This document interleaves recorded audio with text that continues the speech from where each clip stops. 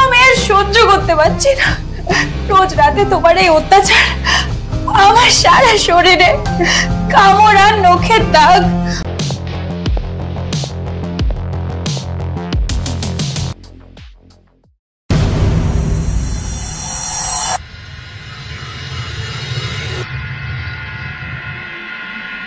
Madam, আপনার একটা parcel আছে। কি ইয়া তুমি? বাবাই তুমি? হ্যাঁ, ভাগ্যের পরিহাসে আজকে আমি। চলো ভেতরে চলো। হ্যাঁ চলো।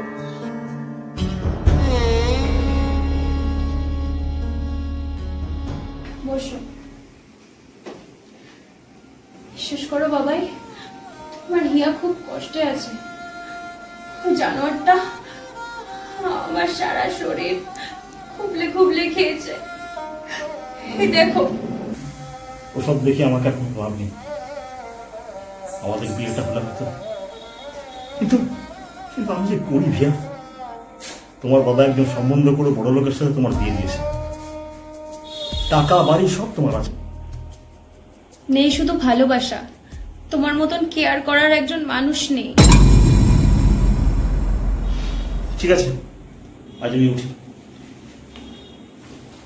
বাবাই, আমাকে তো তুমি খুব ভালোবাসতে, তাই না?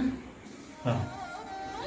পারবে না আমাকে, তোমার এই হিয়াকে এই নরক থেকে নিয়ে গিয়ে তোমার কাছে রাখতে? কিন্তু এটা তুমি কি বলছো? আমি একজন পরপুরুষ, আর তুমি অন্য কারো স্ত্রী। তুমি পারো না আমার একমাত্র পুরুষ হতে, আমাকে নিজের করে রাখতে, আগের মতো ভালোবাসতে? আমাকে আমাকে নরক থেকে মুক্তি দাও বাবাই। আমি মুক্তি চাই, আমি মুক্তি চাই, আমি মুক্তি চাই। আমি আছি তোমার, আমি আছি তোমার। আমি মুক্তি চাই।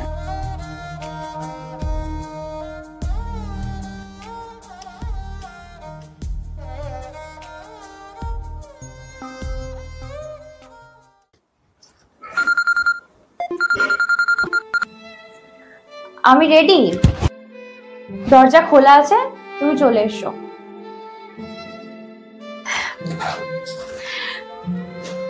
আজকে এতদিনে আমার মুক্তি।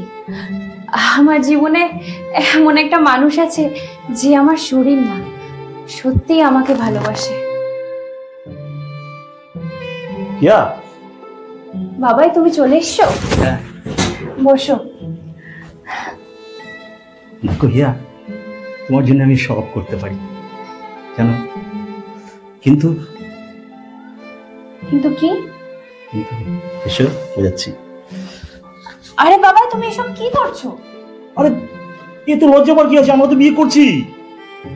আরে শোনা, একটুখানি একটু আদর করতে পারো প্লিজ। বাবা দেখো, সব আমার ভালো লাগে না। জানোয়ার, শেষে তুমিও তোমার এই ভোগী রূপটা আমাকে দেখিয়ে দিলে। তুমিও বাকি সবার মতন, যারা মেয়েদের শরীর ভোগ করে তাদের মতন।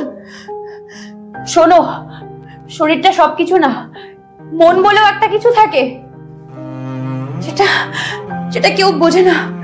বেরিয়ে যাও এক্ষুনি, আমি তোমার মুখও দেখতে চাই না। Get out, out.